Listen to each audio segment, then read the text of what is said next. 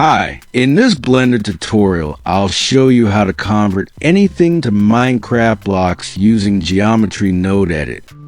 Let's start. Delete the original cube. Go to Add menu and add UV sphere. Make a copy of the sphere by pressing Shift and D buttons on the keyboard. Select one of the two spheres. Split the screen horizontally.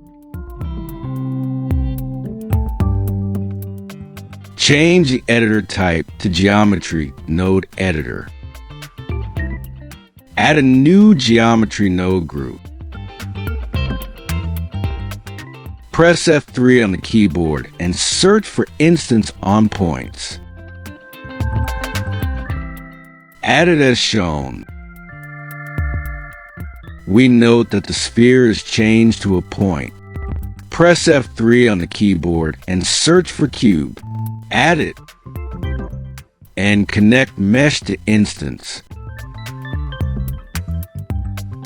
Change all the 3-direction scale to 0.2.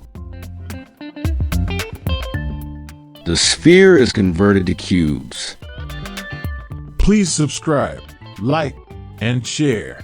Thanks for watching. Goodbye.